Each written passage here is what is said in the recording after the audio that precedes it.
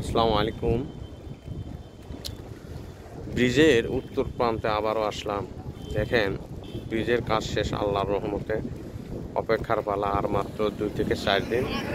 অনেক লোক এখানে দেখাশোনার জন্য আসে, সবাই দেখার জন্যই আসে। দেখেন কত সুন্দর কাজ বাজ ক্লিয়ার হয়েছে।